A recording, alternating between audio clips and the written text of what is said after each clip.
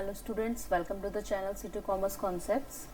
And आज हम लोग नया टॉपिक पढ़ेंगे बैलेंस शीट। बैलेंस शीट वैसे आप लोगों ने पहले भी पढ़ा होगा, लेकिन आज इसके बारे में कुछ एनपीओ से ये बैलेंस शीट कैसे रिलेटेड है, एनपीओ में हम लोग कैसे इस बैलेंस शीट को प्रिपेयर करते हैं, हम इस चीज़ को जो है इसमें पढ़ेंगे। तो ये वो वाला मतलब बैलेंस शीट ही वही है जो आप लोग अभी तक पढ़ते आ रहे हैं, लेकिन इसमें कैसे हम एसेट्स और लायबिलिटीज़ में अपने ट्रांजेक्शन्स को शो करते हैं, ये हम इसमें आज पढ़ेंगे।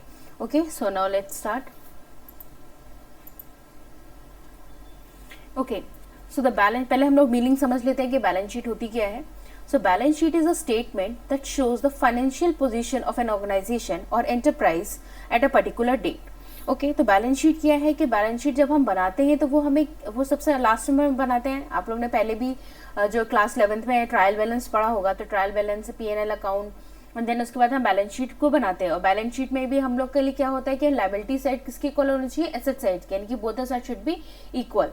तो ये हम क्यों निकालते हैं, एक स्टेटमेंट होता है, ठीक है। And to know the financial position of a organisation, किसी भी कंपनी की फाइनेंशियल पोजीशन को जानने के लिए एक पर्टिकुलर डेट पे हम उसके लिए बैलेंस शीट को प्रिपेयर करते हैं। It is prepared after the income and expenditure account. Yes, ठीक है। एनपीओ में हमने क्या पढ़ा कि हम इनकम एंड एक्सपेंडिचर अकाउंट के बाद क्या बनाते हैं, बैलेंस शीट को प्रिपेयर करते हैं। Surplus and deficit of the income and expenditure account is transfer to the capital fund. अब ये चीज क्या है, इसी को हम बैलेंस शीट में पढ़ेंगे।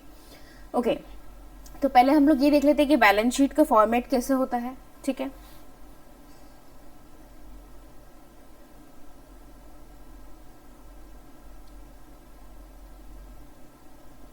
बैलेंस शीट, ठीक है, हम एज ऑन 31 मार्च 2019 सॉरी 2021 मान लेते हैं, ठीक है, यानी कि 20 to 21, ठीक है। ओके,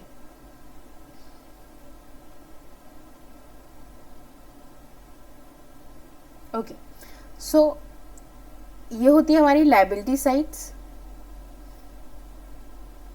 ठीक है। यहाँ आता है अमाउंट, सॉरी,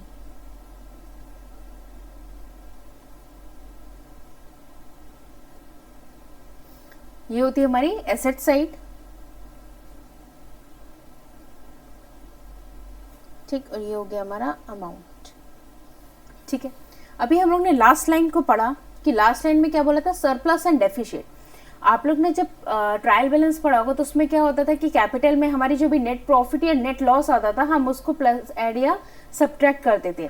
लेकिन एनपीओ में हमने क्या निकाला, हम फाइनेंशियल पोजीशन निकाल रहे हैं, हम एक करंट ईयर का निकालते हैं। तो हम इसमें क्या, अगर हमारा ज़्यादा होता है तो वो सरप्लस होता है, और अगर कम होता है तो वो डेफिसिट होता है, और उसको हम क्या करते हैं, अपने कैपिटल फंड में उसको प्लस और माइनस कर देते हैं, ठीक है।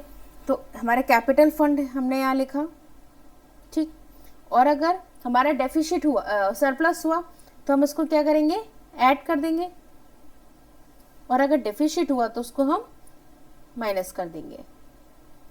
ओके, ठीक है। अब क्वेश्चन ये आता है कि अगर हमें क्वेश्चन में कैपिटल दिया ही नहीं हो तो हम कैसे निकालेंगे, क्योंकि भाई अभी तक तो हमने इनकम एक्सपेंडिचर, हमने करंट ईयर का हमको दिया गया था, हमने करंट ईयर के इनकम एंड एक्सपेंडिचर को किया। अभी लास्ट वीडियोस में मैंने इनकम एंड एक्सपेंडिचर के 2 पार्ट को पढ़ाया था कि, तो उसमें क्वेश्चंस भी कराए थे मैंने, तो हो सकता है आपको अच्छे से क्लियर ज़रूर होगा। तो उसमें अगर आपने वीडियोस में देखा होगा तो हमने क्या बोला था कि जो करंट ईयर होता है, उस करंट ईयर के बेसिस पे हम क्या करते हैं, अपने इनकम एंड एक्सपेंडिचर अकाउंट को मेंटेन करते हैं। अब हमने इसमें क्या किया, बैलेंस शीट में हमें कैपिटल चाहिए, लेकिन अगर कैपिटल ही नहीं होगा तो हम कैपिटल निकालेंगे कैसे, थोड़ा सा जोर डालिए। और अब थोड़ा सा पहले चलते हैं, यानी कि क्लास 11th में। क्लास 11th में आपने एक टॉपिक पढ़ा होगा, अकाउंटिंग इक्वेशन। अकाउंटिंग इक्वेशन में हमने क्या फॉर्मूला पढ़ा था, ये कि हम कैसे उसमें कैपिटल निकालते हैं, assets is equals to capital plus liability. तो उसके, ठीक है, क्या पढ़ा था हम लोगों ने, एसेट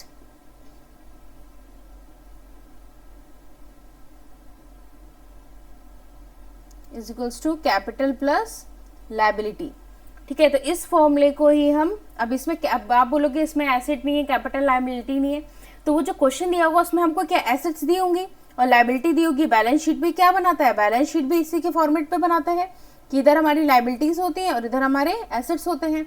हम लायबिलिटीज में लायबिलिटी लिख लेंगे पहले और सारी एसेट्स को लिख लेंगे, और फिर जो भी हम इसको हम कैलकुलेट करेंगे तो यहाँ पे क्या आ जाएगा हमारा, ये हमारा कैपिटल आ जाएगा और इसको हम लेकिन क्या लिखेंगे, बैलेंसिंग फिगर। ठीक है, तो ऐसे ही क्या है हम कैपिटल को निकालते हैं। ठीक है, नेक्स्ट पे आइए। तो आपको ये सरप्लस और डेफिसिट समझ आया। सरप्लस होगा तो ऐड होगा, डेफिसिट होगा तो हम उसको माइनस करेंगे, और अगर हमें कैपिटल नहीं दिया है तो हम अकाउंटिंग क्वेश्चन के फॉर्मूले से अपनी कैपिटल निकालेंगे और जो भी उसमें आएगा हमारा अमाउंट वो हमारा एज अ बैलेंसिंग फिगर उसमें शो करेंगे। चलिए come to the next one. अच्छा, अब हम लोग पढ़ते हैं, हम लोगों ने सब्सक्रिप्शन भी पढ़ा है। ठीक है, सब्सक्रिप्शन में अभी हम लोगों ने जो क्वेश्चंस किए थे हमने उसमें स्पेसिफिक फंड्स वाले कुछ क्वेश्चन किए थे। हमने पढ़ा था कि जैसे डोनेशन भी स्पेसिफिक होती है। ठीक है, तो ऐसे ही क्या है, फंड भी क्या होता है, स्पेसिफिक फंड होता है। ठीक है, तो स्पेसिफिक फंड क्या होता है, हमने उसमें क्या पढ़ा था कि अगर किसी भी फंड का, ठीक है ध्यान से सुनिएगा, अगर किसी भी फंड का हम उसमें से क्या करते हैं, कुछ एक्सपेंडिचर करते हैं, कुछ एक्सपेंस करते हैं, तो वो क्या कहता है, वो एक्सपेंस तो होता है लेकिन वो क्या बन जाता है, वो हमारा एसेट बन जाता है।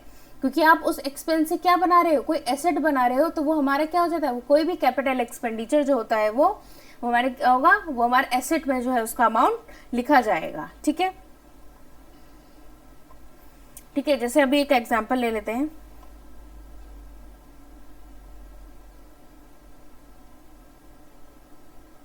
ओके, ठीक है, जैसे हम लोग पवेलियन फंड बना रहे थे। ठीक है, अब पवेलियन फंड मान लीजिए आपका वो 10 लाख रुपए का था, 10 लाख रुपए थे। ठीक है, अब उसमें से आपने क्या किया, 6 लाख रुपए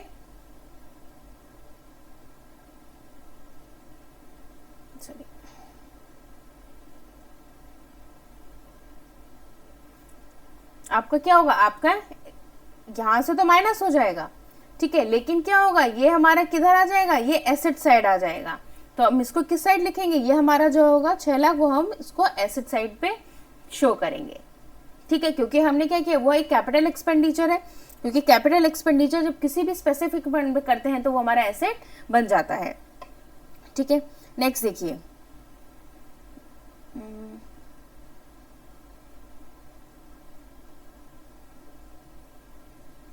ओके, ठीक है, इसमें हो गया। अच्छा, अब एक नेक्स्ट चीज को हम पढ़ते हैं, एडजस्टमेंट्स आते हैं क्वेश्चन में। क्वेश्चन में नीचे लिखे होते हैं, कुछ एडजस्टमेंट्स लिखे होते हैं, और आपने अभी तक ये पढ़ा होगा कि एडजस्टमेंट्स क्या होते हैं, ड्यूल कॉन्सेप्ट पे होते हैं।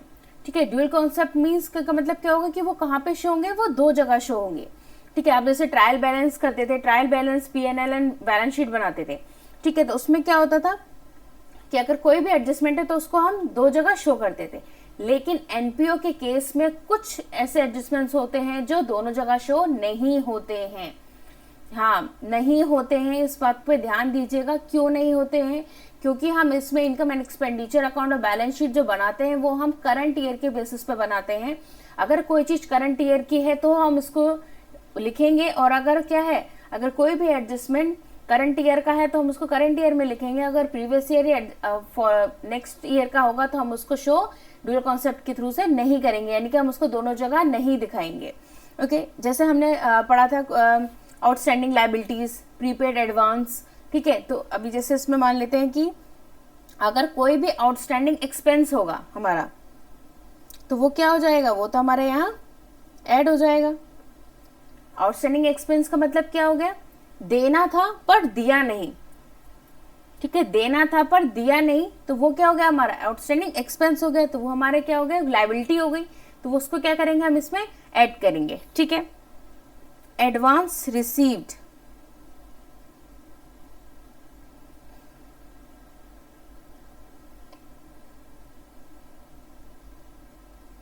ठीक है, एडवांस आपको पहले से रिसीव हो गया है, करंट ईयर का है, करंट ईयर का नहीं है, आपको अगर पहले से मिल गया तो वो क्या हो गया, आपकी लायबिलिटी हो गई है। ठीक है, तो इसको हम क्या करेंगे, और अगर आपको पेमेंट कर दिया एडवांस, आपका पेमेंट हो चुका है, ठीक है, तो उसको हम क्या लिखेंगे, वो हमारा हो गया एसेट साइड, एडवांस पेड या पेमेंट। ठीक है, आउटस्टैंडिंग एक्सपेंस तो आ गया। अब आउटस्टैंडिंग इनकम, आउटस्टैंडिंग इनकम क्या हो जाएगी हमारी, यानी कि आउटस्टैंडिंग इनकम का मतलब क्या हो गया कि आपको मिलने वाला था इस साल, आपको मिला, तो वो क्या हो गया, आपको मिल चुका है, तो वो आपकी क्या हो गई, एसेट हो गई। और जो मिलना था वो मिला नहीं, वो क्या हो गई, आपकी लायबिलिटी हो गई, क्योंकि वो अभी तक आपको नहीं मिला है। ठीक है, तो ये कॉन्सेप्ट हमने सब्सक्रिप्शन में भी पढ़े थे। ठीक है, तो वहां से अगर आपको फिर भी अगर ये पॉइंट क्लियर नहीं है तो लास्ट वीडियो में मैंने ये पॉइंट पूरा अच्छे से क्लियर किया था कि prepaid, accrued, advance, beginning of the year, end of the year अगर आता है तो इस क्वेश्चंस को कैसे सॉल्व किया जाता है। अगर आप वो मेरा को वीडियो देख लेंगे तो उससे आपके सारे डाउट्स जो हैं वो क्लियर हो जाएंगे। ठीक है, तो ये सब चीज़ें जो थी वो हम बैलेंस शीट में लिखते हैं। ठीक है, तो ये बैलेंस शीट का यही सबसे इंपॉर्टेंट चीज़ थी जो मुझे आप लोग को बताना था कि कोई भी एडजस्टमेंट जो होता है वो ड्यूअल हमने पढ़ा है अभी तक, लेकिन इस केस में क्या होता है, कोई चीज़ ऐसी होती है, कोई एडजस्टमेंट ऐसे होते हैं जो हम दोनों जगह पे शो नहीं करते हैं। ठीक है, और वो चीज़ अभी हमने बताई थी कि एडजस्टमेंट क्या है, अगर इस ईयर का इस ईयर से रिलेटेड होगा तो हम क्या लिखेंगे, हम उसको लिखेंगे। ठीक है, और अगर नहीं होगा तो हम उसको नहीं शो करेंगे। ठीक है, ओके।